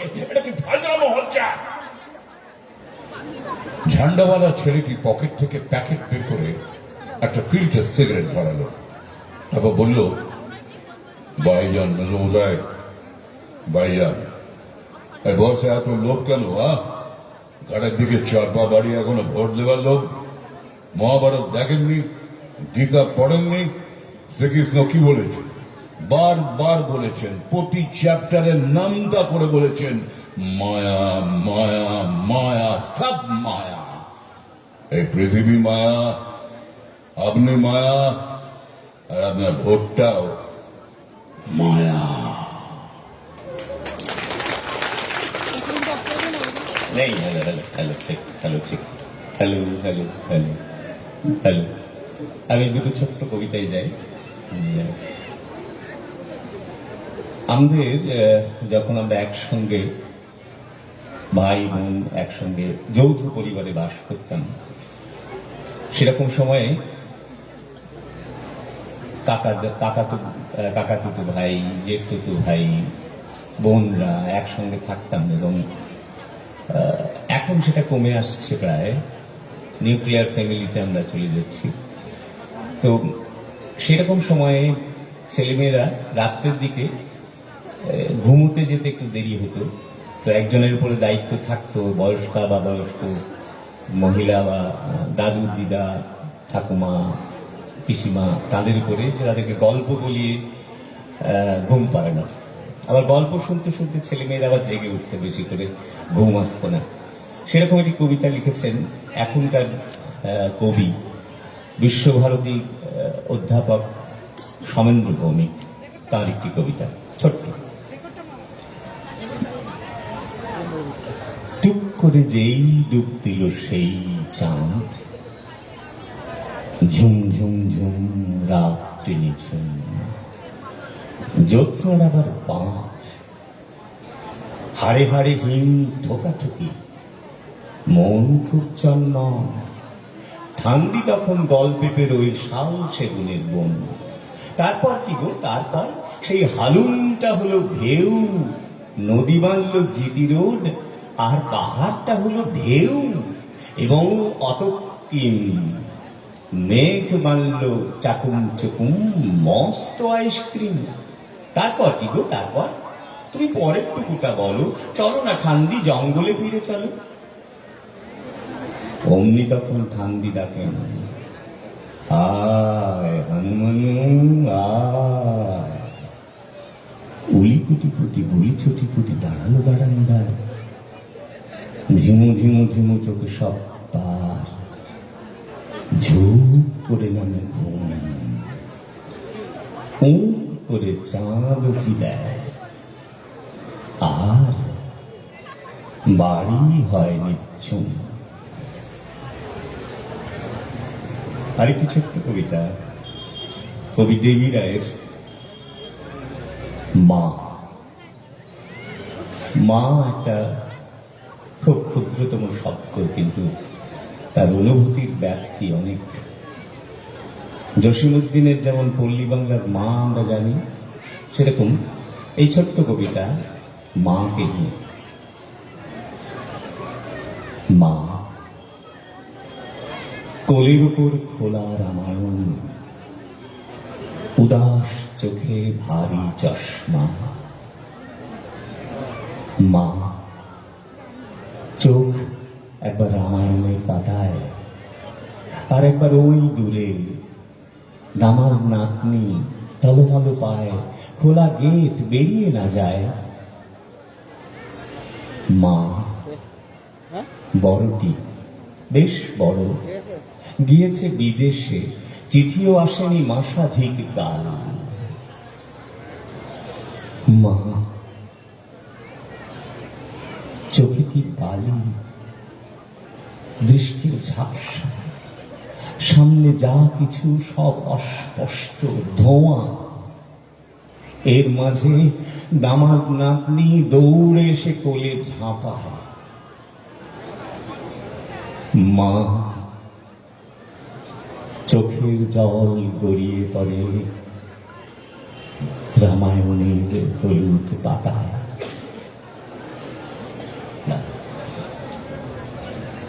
সমকালীন দুই কবির দুটি কবিতা জয়ন্ত শোনালো। আমি জানি না আপনাদের মনে হতে পারে একটু ভারী ভারী হয়ে যাচ্ছে, সব সিরিয়াস সিরিয়াস ব্যাপার। আসলে কবিতা মানেই কিন্তু সিরিয়াস যে সব তা নয়। আর আমাদের কাজটা কবিতা, গল্প, নাটক এই সব কিছুকে নিয়ে একটা মজার ছড়া আপনাদের শোনাই। এই ছড়াটি যিনি লিখেছেন আমার ভাবতে এবং বলতে খুব কষ্ট হচ্ছে যে ভবানী প্রসাদ মজুমদার, যিনি আলপিন থেকে এলিফ্যান্ট সমস্ত বিষয় নিয়ে কবিতা লিখে গেছেন, ছড়া লিখে গেছেন, অজস্র অসংখ্য হাজারে হাজারে ছড়া। তার এতটাই কি বলবো, সুগার বেড়ে গিয়ে শরীরে এমনই একটা সংক্রমণ হয়েছে, তাকে প্রাণে বাঁচানোর জন্য একটা পা কেটে বাদ দিতে হয়েছে। তার চলাফেরার ক্ষমতা নেই। এটা অত্যন্ত নিদারুণ যে কোনো সৃজনশীল মানুষের পক্ষেই। তবু ভবানীদার ছড়া, মানে আমরা কোথাও হয়তো বাইরে অনুষ্ঠান করতে যাব, আগের দিন রাত্রিরে বা সেই দিন সকালে, হয়তো বিকেলে ফ্লাইট, সকালে ফোন এসছে সেখান থেকে, দাদা আপনি যা যা বলবেন তার মধ্যে ভবানী প্রসাদ মজুমদারের ছড়া থাকছে তো। মানে যারা প্রবাসী বাঙালি তাদের কাছেও তিনি এতটাই সমাদৃত। তার এই যে ছড়াটা বলবো, সেটা বলতে বলতে আমার তো প্রায় 2-3টে সেঞ্চুরি বোধহয় হয়ে গেছে, কিন্তু তবু আজও বলতে ভালো লাগে, যেহেতু এই ছড়াটার সঙ্গে আমার নিজের জীবনের একটা কাহিনীও জড়িয়ে গেছে। দুটোই আপনাদের শোনায়। ভবানীদার অতি পরিচিত, অতি সুখ্যাত এবং হয়তো আপনাদেরও কয়েকশো বার শোনা ছড়া, সেই আঙুল চোষা ভোঁদাকে নিয়ে। ক্লাস 1-এর ভোঁদার ছিল আঙুল চোষার রোগ। তাই নিয়ে তার বাবা মায়ের খুব হতো দুর্ভোগ। হোমিওপ্যাথি, অ্যালোপ্যাথি, টোটকা, কবিরাজি কোনো কিছুতেই হয়নি সুফল। রোগটা এমন বাজি, বাইরে ঘরে সব সময় ভোঁদা, দিন ও রাতে চুষ্ট আঙুল, কখনো ডান কখনো বাঁ হাতে। 3 মাস পর হঠাৎ সেদিন ধর্মতলার মোড়ে দেখা হতেই ভোঁদার বাবা হাতটা আমার ধরে বললে, দাদা কোথায় ছিলেন আমাদেরকে ছেড়ে, আমার ভোঁদার আঙুল চোষার রোগ গিয়েছে সেরে। কেমন করে বলছি শুন। আমরা সবাই মিলে অনেক ভেবেই প্যান্ট গুলো ওর করেই দিলাম ঢিলে। পড়লেই প্যান্ট কোমর থেকে যেই না নেমে আসে, অমনি ভোঁদা চেপে ধরে 2 হাতে 2 পাশে। ওইভাবেতেই ঘুরে ফেরে ওঠে, হাঁটে, ছোটে, ফলে আঙুল চোষার সুযোগ পায় না সে আর মোটে। আপনাদেরও চেনা জানা ভোঁদা না হোক, চালাচ্চুটুর স্মার্ট কোনো বাচ্চা যদি হয় আর আঙুল টাঙুল যদি চষে, এই দাওয়াইটা প্রয়োগ করে দেখতে পারেন, হয়তো ফল পাবেন। দেখুন, এত কিছু ঘটা করে বলার পরে এই যে হয়তো ফল পাবেন বললাম, মানে কোথাও একটা দ্বিধা আছে, ফল নাও পেতে পারে। এটাই আমার বাস্তব অভিজ্ঞতা। কয়েক বছর আগের কথা, কলাবন্দির একটি অনুষ্ঠান, আরো অনেক কিছু হয়েছে এবং আমার বেশ অনেকক্ষণ কবিতা, গল্প, নাটক এসব বলার কথা ছিল। প্রায় ঘন্টা দেড়েক ধরে শ্রোতাদের অনেক কিছু শুনিয়েছি। শেষ করে বাইরে বেরোনোর পরে উইংসের ধারে এক উদ্যোক্তা দাদা বলে, দাদা অনেকক্ষণ ধরে এত কিছু বলে আনন্দ দিলেন, একটু চা খাবেন তো? মানে হ্যাঁ ভাই, চা হলে খুব ভালো হয়, আসুন আমার সঙ্গে। কলামন্দিরে মঞ্চের নিচে হচ্ছে গ্রিন রুম, সিঁড়ি দিয়ে নেমে সেইখানে গেলাম। উদ্যোক্তা দাদা আমাকে বসিয়ে দিয়ে বললেন, আমি আসছি চা নিয়ে। দাদা বেরিয়ে গেলেন। ছোট্ট একটি বছর 5-এর বাচ্চা, স্মার্ট চেহারা, গুড় করে কাছে এগিয়ে এলো। আমার কাছে আস্তে আস্তে বলল, কাকু ছড়াটা দারুণ লাগলো। এখন 1.5 ঘন্টার অনুষ্ঠানে অন্তত 6-7টা ছড়া তো বলেইছি, কোনটা কথা বলছে কে জানে। আমি কাছে রেখে বললাম, কোন ছড়াটা গো? সে এমনই ঝান্টু বাচ্চা, নামধাম উচ্চারণ না করে বলে, ওই যে ওইটা। আরে কোনটা? এরম দেখাবে, বুঝে আচ্ছা আঙুল চোখা ছড়াটার কথা বলছে। সঙ্গে সঙ্গে আমার ভেতরে গার্জেনই জেগে উঠলাম, এই তুমি আঙুলটা আঙুল চুষো না তো? সে বাঙালির ছেলে ফরাসি কায়দায় শ্রাগ করে বললো, হ্যাঁ চুষি। ভাই আর চুষবে না তো? ও আবার বললো, হ্যাঁ চুষবো। তখন আমি একটু বেশ গার্জেনি করে বললাম, খুব সাবধান, তাহলে তোমারও কিন্তু মানে প্যান্টটা ঢিলে করে দেওয়া হবে, খুব সাবধান। এই কথাটা বলার পরে একটা 5 বছরের বাচ্চা থেকে কি উত্তর আশা করতে পারেন? আমাকে চমকে দিয়ে কি বললো জানেন? ওসব বলে কোনো লাভ নেই, আমার লাইন আমি ঠিক করে ফেলেছি। চা খাবো বলে বসেছিলাম, প্রাক করে দাঁড়িয়ে উঠেছি। কি লাইন ঠিক করেছিস রে ভাই? আমাকে আরো চমকে দিয়ে বলল, হাঁটবো না, ছুটবো না, উঠবো না। তাহলে টাক করে আমার সিটে বসে বললো, বসে বসে আঙুল চুষবো, প্যান্ট কত ঢিলে করবি কর। আমি অবাক। একটা ধানি লঙ্কা 5 বছরের বাচ্চার মাথায় এই বুদ্ধি। ভাবুন, কলামন্দিরে 1100 লোক বসেন, তার মধ্যে থেকে ও খুঁজে খুঁজে আমাকে গ্রিন রুমে গিয়ে বার করেছে এবং ওর যে বিদ্রোহ, ওর যে প্রতিবাদ, সেটা জানিয়ে এলো। ওই জন্য বললাম, হয়তো ফল পাবেন। মানে এরা যে কি জিনিস, এক একটা কল্পনার অতীত। বাচ্চাদের কথা যখন এলো, তখন একটু সমকালীন কথাও বলি। এই ক্রিকেট নিয়ে এখন তো ধুন্ধুমার চলছে। ইন্ডিয়ান ক্রিকেট দারুণ জায়গায় আছে, একটু নিউজিল্যান্ডকে বধ করলো, আবার যাচ্ছে দক্ষিণ আফ্রিকা। ইতিমধ্যে সৌরভ গাঙ্গুলি ভার্সেস বিরাট কোহলি একটা ঝামেলা বেঁধেছে, কে যে সত্যি বলছে কে যে মিথ্যে জানি না। যাই হোক, ক্রিকেট ব্যাপারটা এখন দারুণ জনপ্রিয় সারা বিশ্বে। আগে ছিল গুটি কতক দেশ খেলত, এখন এখানে ওখানে সেখানে প্রচুর নতুন নতুন দেশ ক্রিকেট খেলছে, মানে ক্রিকেটের জনপ্রিয়তা বাড়ছে। আমাদের সঙ্গে ছিলেন আমাদের পরম বন্ধু অপূর্ব দত্ত। অপূর্বদা অসাধারণ তার লেখা দিয়ে আমাদের সমৃদ্ধ করে গেছেন। কত ভালো ভালো যে লেখা অপূর্বদা আমরা মঞ্চে মঞ্চে বলে বেরিয়েছি। অপূর্বদার কলম স্তব্ধ হয়ে গেছে, কেননা বছর 5 আগে তিনি ঠিক পুজোর মুখে আমাদের ছেড়ে চলে গেছেন, কিন্তু তার লেখাগুলো রয়ে গেছে আমাদের কাছে। ক্রিকেট নিয়ে তার একটি অসামান্য লেখা, এত ভালো ক্রিকেট নিয়ে ছড়া আমি আর দ্বিতীয়টি পড়িনি। এখানে একটা ব্যাপার আছে, আমি একটু আমি করেই বলি। আমি মনে করেন একজন বিখ্যাত ক্রিকেটার, এবং আমি ইন্ডিয়ার হয়ে খেলি না, আমি খেলি অস্ট্রেলিয়ার হয়ে। এটার পেছনে আরেকটা নেপথ্য কাহিনী হচ্ছে, আমাদের বাংলা সাহিত্য তো দারুণ সমৃদ্ধ। সেখানে নানা ধরনের আছে, রোমান্টিক সাহিত্য, বা হয়তো ধরুন পদাবলী সাহিত্য, হয়তো রাজনৈতিক সাহিত্য, প্রত্যেকটা আলাদা আলাদা ভাগ। তেমনি একটা দারুণভাবে আছে গল্প সাহিত্য, যে গল্পের জনক এক একজন এক এক রকম ভাবে, মানে প্রেমেন্দ্র মিত্রের ঘনাদা, নারায়ণ গঙ্গোপাধ্যায়ের টেনিদা, গৌর কিশোর ঘোষের ব্রজদা, এরা সব এক একজন বিখ্যাত গুলবাজ। অপূর্বদার এই ছড়াটাও কিন্তু একটি গল্প ছড়া, কাজে সেইভাবেই আপনারা ছড়াটা শুনবেন। তো খেলার কথা উঠলেও যখন ভাবছি বলেই ফেলি, আমি তখন অস্ট্রেলিয়ার হয়ে ক্রিকেট খেলি। অস্ট্রেলিয়া কোথায় বলতো? নাম শুনেছিস আগে? ক্রিকেট ক্রিকেট বুঝিস কিছু? গা জ্বলে যায় রাগে। ইংল্যান্ডের সঙ্গে সেদিন 4র্থ টেস্ট ম্যাচ। আমার তো প্রায় 6 মাস ধরে চলছিল ব্যাট প্যাচ। সেসব কথা ভাবলে সারা শরীরে দেয় কাঁটা। লারুট ভোর্সের ছবি দেখলে আজও কাঁপে পাটা। যেমন ওদের ইনসুইঙ্গার, তেমনি ইয়র্কার। ওদের সামনে হ্যাসেট কেন, ব্র্যাডম্যানও কোন ছা। ভাগ্যিস আমি ছিলাম সেদিন সে যাত্রা তাই রক্ষে। মন্ত্রমুগ্ধ রেখেছিলাম 60,000 দর্শককে। 8 উইকেটে 23 তখন আমি নামলাম মাঠে। 8 উইকেটে 23 তখন আমি নামলাম মাঠে। ভয় আমার পা ঠক ঠক, এই বুঝি মুখ ফাটে। কয়েকটা বল খুঁচা মেরে কাটিয়ে দেওয়ার পর ডোন্ট পারোয়া বলে ব্যাটে তুলে দিলাম ঝড়। দিনের শেষে স্কোর বোর্ডে রান 8 উইকেটে 600। কল্পনা কর তার মধ্যে আমার রানটা 100, 25টা 4, 21টা 6, কাঁপিয়ে দিলাম মাঠ। আমার নামের পাশে লেখা 559। দৌড়ে এলো Don Bradman, Hassett, Miller, Harvey. সবাই বলল জানতাম ঠিক এই ছেলেটাই পারবে। আমি তখন হাওয়ায় উড়ছি, কেমন করে নামি ভাবতে পারিস? এক স্কুটারে ব্র্যাডম্যান আর আমি। পরের দিনই বিশাল ছবি সব কাগজের পাতায়, মস্ত মস্ত কাট আউট সব ট্যাক্সি ট্রামের মাথায়। নিজের কথা বলবো কি আর? না না, ওসব থাক। স্বনামধন্য লোকেরা কেউ পেটায় নিজের ঢাক। যা হোক, তবে একটা কথা জানা উচিত তোর, বুক ক্রিকেটে আজ অব্দি এটাই হায়েস্ট স্কোর।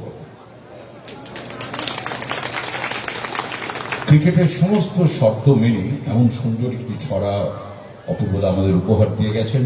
আমাদের দিয়েছেন মানে আমরা যারা বলতে ভালোবাসি তাদের, আপনারা যারা শুনতে ভালোবাসেন তাদের শোনানোর জন্য।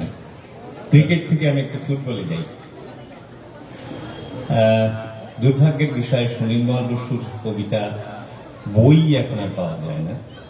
তো হঠাৎ এই ক্রিকেটের কথা শুনে আমার মনে হলো এই কবিতাটা ফুটবল নিয়ে লেখা। খেলোয়াড় কবিতার নাম সুনীলমল বসুর। ফুটবল খেলা দেখে বাড়ি ফিরে সন্ধ্যায় হাবুবাবু বিছানায় ঢুলে পড়ে তক্তায়। যেই শোয়া সেই ঘুম, সারা নাই আর তার। ভোঁস ভোঁস গর্জনে নাক ডাকে হাবলা, স্বপ্নের ছবি দেখে হয়েছে সে কাপ্তান। উল্লাসে ময়দানে বল নিয়ে লাফতেন, খেলার জমকালো সব সেরা একদম। হাবু আজ কাপ্তান, লোক মাঠে গমগম। হাবুবাবু আসতেই বল নিয়ে ময়দান, উল্লাসে চারিদিকে উঠে তার জয়গান। বাপরে সে কোলাহলে তালা লাগে কানটায়, মাথা ঘুরে বনবন, হাই বুঝি প্রাণ যায়। সান সান ছোটে হাবু, ক্যা বাত, বলখানি কেড়ে নিতে বিপক্ষ কুপকাত। বাহিরিতে কোলাহল, তার যোগ খেলোহার, দুনিয়াতে এই রূপ দুটি খুঁজে মেলা ভার। ঘন ঘন হাততালি, উল্লাস চিৎকার, হাবু চোটে ভুক্ষেপ নাই কোনো দিকে তার। এইবার এক শুট মারলেই নিশ্চিত গোল হবে, সন্দেহ আর নেই। বাস বাস হাবুবাবু তাক করে গোলটায়, প্রাণপণে সাই করে শুট মারে বলটায়। মামা ছিল পাশে শুয়ে অচেতন নিদ্রায়, দুম করে লাঠিখানি লাগে গিয়ে তার গায়ে।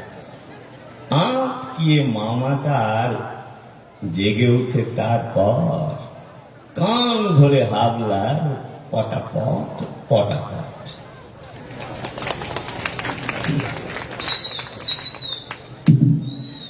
একটু অন্যরকমের কবিতায় ত্রিতালি, সজল বন্দ্যোপাধ্যায়ের একটি কবিতা এবং একটু অন্য রকমের। ত্রিতালি মানে সবাই জানেন যে 16 মাত্রা, যারা বাদ্য যন্ত্র বাজান, যারা গান করেন, মাত্রা 16 মাত্রা। আবৃত্তিতেও মাত্রা আমাদের গণনা করতেই হয় এবং জানতেও হয় ছন্দটা। সেরকম একটি কবিতা ত্রিতালি। ধা ধিন ধিন ধা ধা ধিন ধিন ধা না তিন তিন তা তেটে ধিন ধিন ধা ধা ধিন ধিন ধা ধা ধিন ধিন ধা না তিন তিন তা তেটে ধিন ধিন ধা। 16টি হরিণ নাচতে নাচতে ধা দিন ধিন ধা ধা দিন ধিন ধা না তিন তিন তা তেটে ধিন ধিন ধা ধা দিন ধিন ধা না তিন তিন তা তেটে ধিন ধিন ধা ধা দিন ধিন ধা ধা দিন ধিন ধা না তিন তিন তা তেটে ধিন ধিন ধা।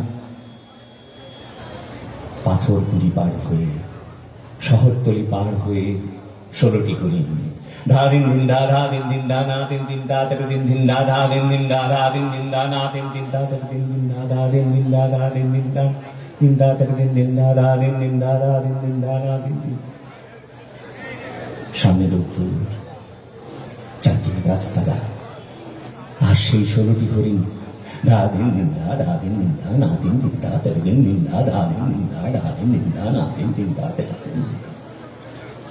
মেঘ কিংবা ঢেউ, ঢেউ কিংবা মেঘ, আর সেই 16টি হরিণ। দা দিন দিন দা দা দিন দিন দা না দিন দিন দা তাকে দিন দিন দা দা দিন দিন দা দা দিন দিন দা না দিন দিন দা তাকে দিন দিন দা দা দিন দিন দা দা দিন দিন দা না দিন দিন তাকে দিন দিন দা। পথে পাথর গুঁড়ির শব্দ, ফুলের গন্ধ, জলের গন্ধ, বাতাসের গন্ধ, আর সেই 16টি হরিণ। ধা দিন দিন দা দা দিন দিন দা না দিন দিন দা তাকে দিন দিন দা দা দিন দিন দা দা দিন দিন দা না দিন দিন দা তাকে দিন দিন দা দা দিন দিন দা দা দিন দিন দিন দিন দা তাকে দিন দিন দা। টিং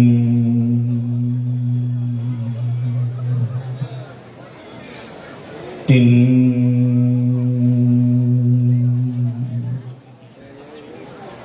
বৃষ্টির শব্দ গাছের পাতায়।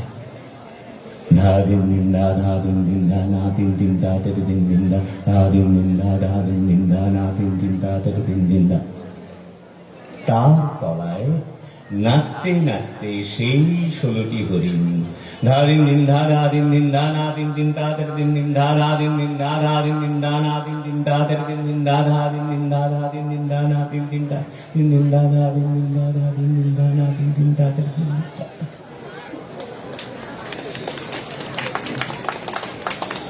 একেবারে ভিন্ন স্বাদের কবিতা আমরা শুনলাম জয়ন্তর কাছে। মোটামুটি আমাদের অনুষ্ঠান শেষ পর্বে, বিশেষ করে প্রশ্নের অনুরোধে, এবং আমার মনে হয় আমি এটা বলতে পারবো না আপনাদের শুনে ভালো লাগবে। এটা ভালো লাগার কবিতা নয়। পৃথিবীতে অনেক কিছু জিনিস আছে যেগুলো আমাদের আনন্দ দেয়, ভালো লাগে, আবার অনেক জিনিস আছে যেগুলো আমাদের কষ্ট দেয়। দুঃখ, কষ্ট, সাফল্য, ব্যর্থতা, জীবন, মৃত্যু, এই নিয়েই আমাদের বেঁচে থাকা।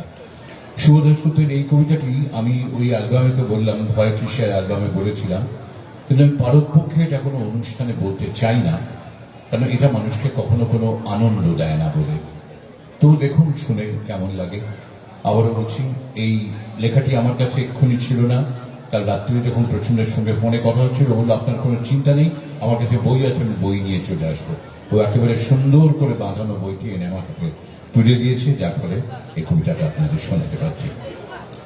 এই কবিতাটা শুনতে শুনতে আপনাদের অনেকেরই অনেক চেনা পরিচিত দৃশ্য মনে পড়তেই পারে, সেইভাবেই এটি লেখা। কবিতাটির নাম ছুটি। হাসপাতালের করিডোরে বড় বাজারের মতো ভিড়। ভিড় ঠেলে নিকুঞ্জ কোনো মতে ডাক্তারবাবুকে ধরতে পারল।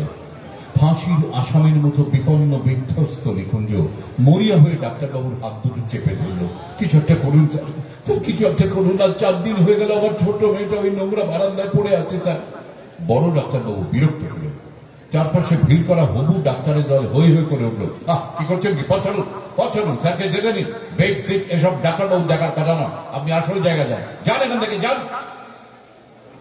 রোগীর উপচে পড়া হাসপাতালের ভয়ঙ্কর নোংরা বারান্দায় অসংখ্য রোগীর ভিড়ে একটা ময়লা বিছানায় নিকুঞ্জর একমাত্র মেয়ে মামনি শুয়ে আছে। ফ্যাকাশে মুখ, হাতে ফোটানো স্যালাইনের ছুঁচ, চোখ ঢুকে গেছে কোটরে। জুতোর দোকানের সামান্য মাইনের কর্মচারী নিকুঞ্জ। তার আদরের মেয়ে মামনির কঠিন অসুখ, ডায়ালিসিস করতে হবে, ডাক্তারের বিধান। নিকুঞ্জ গত 4টে দিন উদ্ভ্রান্তের মতো ছুটছে। পাড়ার এমএলএ থেকে রাইটার্সের আমলাদের ঘর নিকুঞ্জ ছুটে বেড়াচ্ছে অপরাধীর মতো। ভিজিটিং আওয়ারের বিষণ্ণ বিকেলে 7 দরজায় কৃপা ভিক্ষা সেরে ক্লান্ত নিকুঞ্জ একটা সস্তার কেক আর 2টো ছোট সন্দেশ কাগজের ঠোঙায় নিয়ে মেয়ের মাথার কাছে এসে বসে। সন্দেশ খাবি মামনি? ও মামনি, আমি এনেছি, এই দেখ দেখ মামনি দেখ।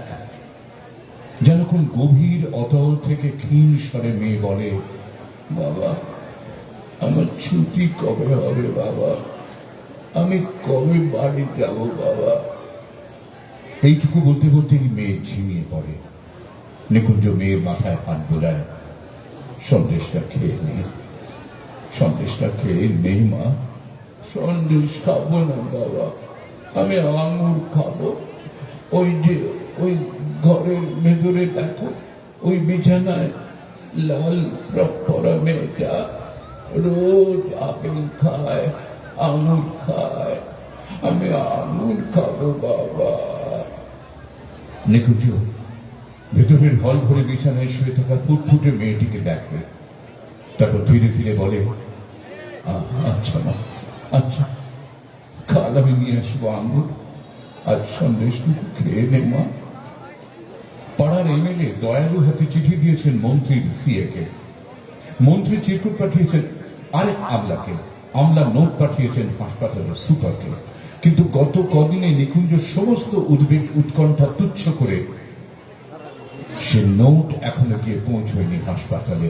নোট গেলে বিনা খরচে মামনির ডায়ালিসিস করা হবে, নোট যায় না, দিন চলে যাচ্ছে, রাইটার্সে ছুটি চলছে।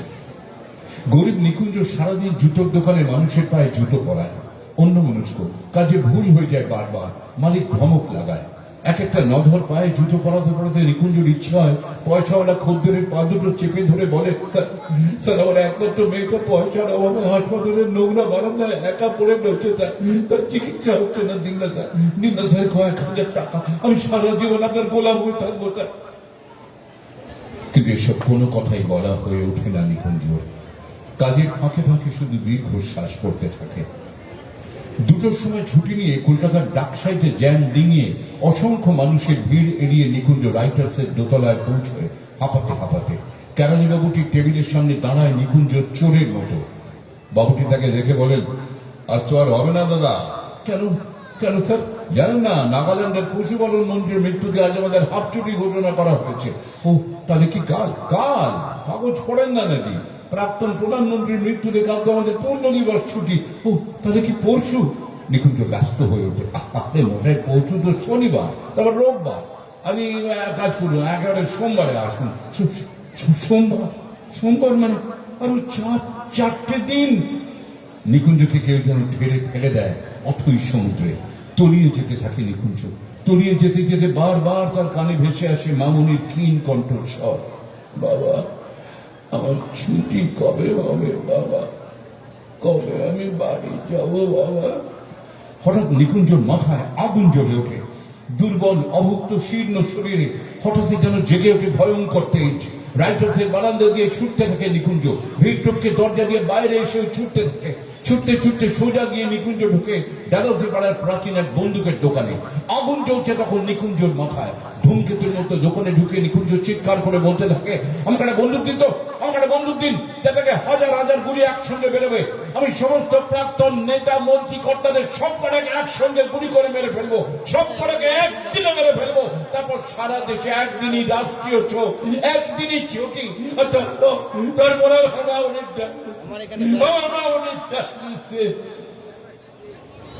দোকানদার দারোয়ানকে বলে ঘাট ধরে নিকুঞ্জকে বের করে দেয়। নিকুঞ্জ আবারও ছুটতে থাকে, ছুটতে ছুটতে হাঁপাতে হাঁপাতে হাসপাতাল। বুকের ভেতর তীব্র উত্তেজনায় হাতুড়ি ঘা, তবু নিকুঞ্জ ছুটছে। দোতলার বারান্দায় ততক্ষণে ভিজিটিং আবার ক্ষয়ে ছোট হয়ে এসেছে, ঘনিয়ে এসেছে অন্ধকার। ছেড়ে দিয়ে উঠতে উঠতে বিড়বিড় করে নিকুঞ্জ বলতে থাকে, মামনি অনেক চিন্তা করিস না, আর 4টে দিন, আর 4টে মাত্র দিন। ও মাগো মাগো, 4টে দিন পরে রাষ্ট্রীয় শোক শেষ হলে তোর চিকিৎসা হবে মামনি, তুই ভালো হয়ে উঠবি, তুই ভালো হয়ে উঠবি, কিচ্ছু চিন্তা করিস না, কিচ্ছু চিন্তা করিস না মামনি। বলতে বলতে দ্রুত পায়ে মামুনির বিছানার দিকে এগোতে থাকে নিকুঞ্জ। পকেটে ঠ্যাঁকলানো ঠোঙায় 2 টাকার আঙুর। হঠাৎ ঝপ করে লোডশেডিং এর মতো নিকুঞ্জ চোখের সামনে সবকিছু অন্ধকার হয়ে যায়। মামুনির বিছানাটা খালি। মামুনি! মামুনি কোথায়? মামুনি কোথায়? কোথায় মামুনি? নিকুঞ্জ চিৎকার। একজন নার্স এগিয়ে আসে। বিধ্বস্ত নিকুঞ্জর মুখের দিকে তাকিয়ে একটু থমকে যায়। তারপর কাটা কাটা স্পষ্ট স্বরে বলে, আজ দুপুরে আপনার মেয়ের ছুটি হয়ে গেছে। কেমন বাবা আপনি? একদিন একটা ফ্রি ডায়ালিসিস অর্ডার বের করতে পারলেন না? নিকুঞ্জ পাথর হয়ে গেল।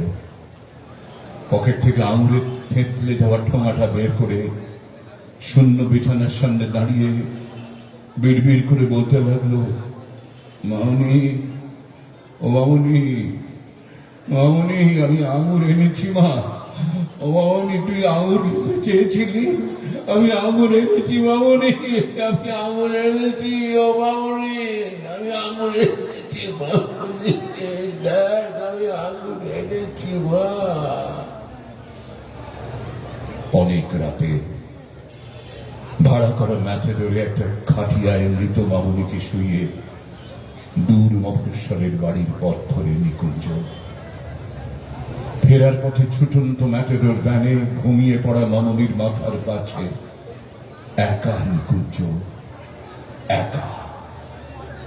সারাটা রাস্তা পূর্ণিমার চাঁদ আলো ধরল মামুনির মুখে, আর আকাশ ভরা নক্ষত্র আলো বিছিয়ে রাখল মামুনির ঘরে ফেরার পথে। আর নিকুঞ্জ শুনতে পেল নক্ষত্র, চাঁদ, ওরা সবাই বলছে, আমাদের ছুটি নেই নিকুঞ্জ, আমরা আলো জেলে রেখেছি নিকুঞ্জ, তোমার মামুনির জন্য আমরা আলো জেলে রেখেছি। ভোরের আলো তখন সবে ফুটছে।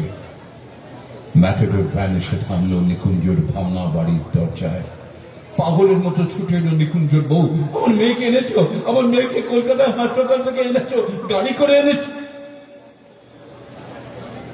পাথর হয়ে যাওয়া নিকুঞ্জ তুমুল কান্নায় ভেঙে পড়ার আগে তার বউকে ফিস ফিস করে বলল, তোমার মামুনির ছুটি হয়ে গেছে গো, তোমার মামুনির ছুটি হয়ে গেছে।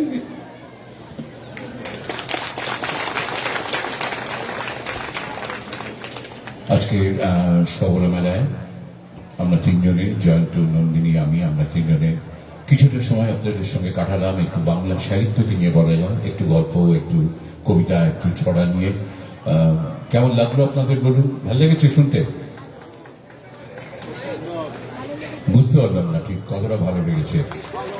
ভালো লাগার একটা প্রকাশ হাততালি বটে নিশ্চয়ই, কিন্তু আবার এটা আমি দেখেছি অনেক জায়গায় অনুষ্ঠান করতে গিয়ে কিছু একটা বলার পরেই মানুষের স্বাভাবিক প্রতিক্রিয়ায় হাততালি দিয়ে দেয়।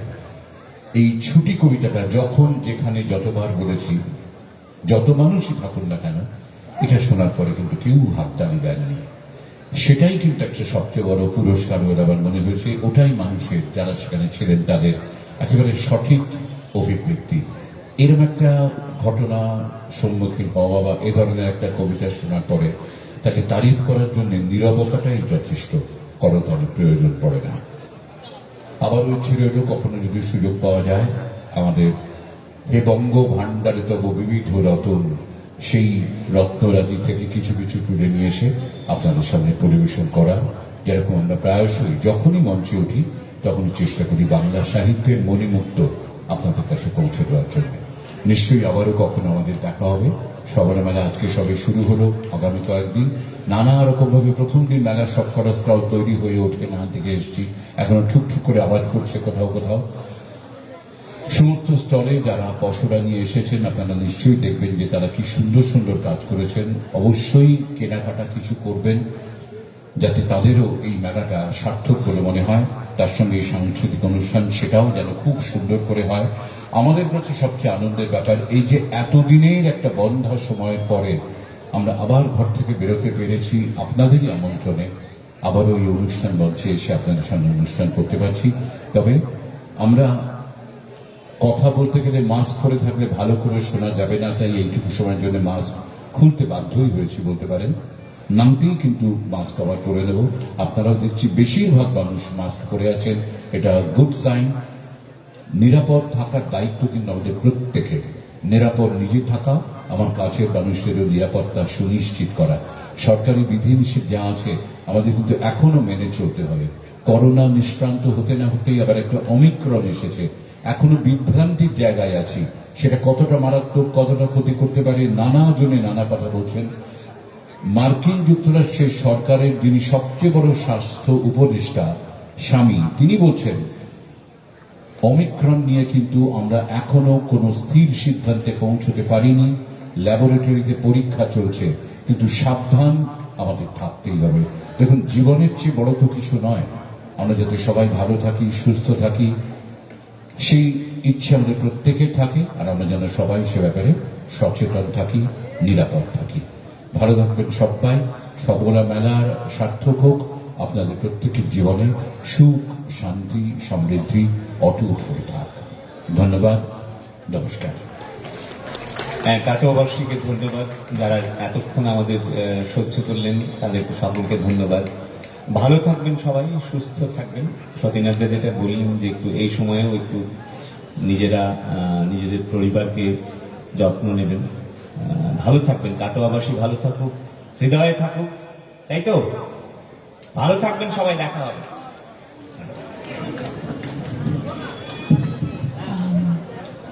আমি আসলে সতীনাথদার সঙ্গে প্রথমবার মঞ্চে এসেছিলাম, তো তাই বোধহয় একটু নার্ভাস ছিলাম, হতে পারে। মানে সতীনাথদার সঙ্গে মঞ্চে থাকাটা সবসময় নার্ভাস করে। আর কাটোয়ার মঞ্চেও প্রথমবার, যদিও বললাম ওই যে কাটোয়ার সঙ্গে একটা আত্মিক যোগাযোগ আমার আছে। আমি কাটোয়াতে বহুবার এসেছি, কিন্তু মঞ্চে প্রথমবার। আজকে এসে যখন প্রসূনের সঙ্গে কথা হচ্ছিল, প্রসূন আমাকে নবদ্বীপে মঞ্চে দেখেছেন, এবং আজকে এসে কথা হবার পর জানতে পারলাম যে উনিও কাটোয়ারই একজন, এবং কাটোয়ার বহু আবৃত্তি শিল্পী, কাটোয়া, দাইহাট, নন্দনদা, প্রদীপ্তদা, সকলের সঙ্গে একটা সেখানেও একটা আত্মিক যোগাযোগ রয়েছে এবং শৈল্পিক যোগাযোগও রয়েছে। আশা করি কাটোয়াতে আবার ফিরে আসবো, মঞ্চে ফিরে আসবো। মঞ্চ ছাড়া আমাদের তো পরিত্রাণ নেই, তাই মঞ্চেই ফিরে আসতে হয়। আপনাদের সামনে আবার ফিরে আসবো। আপনারা সবাই ভালো থাকুন। সতীনাথদা যা বললেন মেনে চলুন, সবাই ভালো থাকুন। সতীনাথদা এবং জয়ন্তদার সঙ্গে আমি যে আসতে পেরেছি, তার জন্য আমি ওদের দুজনকে ধন্যবাদ জানাই, কমিটিকে ধন্যবাদ জানাই, প্রসূনকে ধন্যবাদ জানাই, এবং আপনাদের সকলকে এতক্ষণ শোনার জন্য ধন্যবাদ জানাই। ভালো থাকবেন। তোমাদের আরো কিছুক্ষণ মঞ্চে থাকবার জন্য, আর একটু সময় মঞ্চে থাকবার জন্য অনুরোধ করছি। এই তিন গুণী মানুষের আবৃত্তি শুনতে শুনতে মনে হচ্ছিল একটি কবিতার লাইন, পৃথিবীতে আজ কবিতার বড় প্রয়োজন, সেটা আমাদের সমাজের জন্য, জীবনের জন্য, ভালোভাবে বেঁচে থাকার জন্য। এই তিন গুণী মানুষকে আমরা কিছু উপহার তুলে দিতে চাই আমাদের পক্ষ থেকে। বিজয়বাবুকে আমি মঞ্চে আসার জন্য অনুরোধ করছি। কিছু উপহার আমরা পৌঁছে দেব এই তিন গুণী ব্যক্তিত্বের হাতে।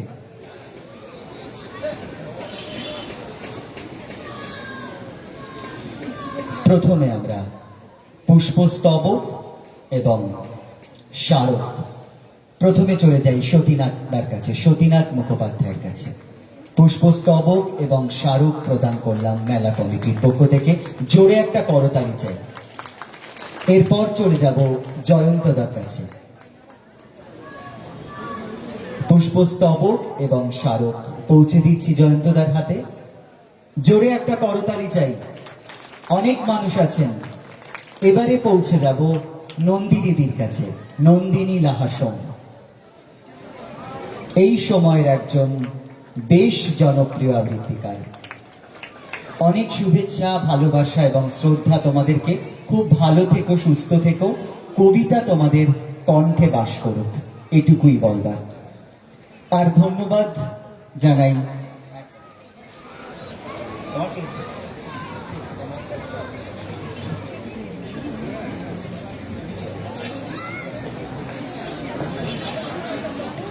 ধন্যবাদ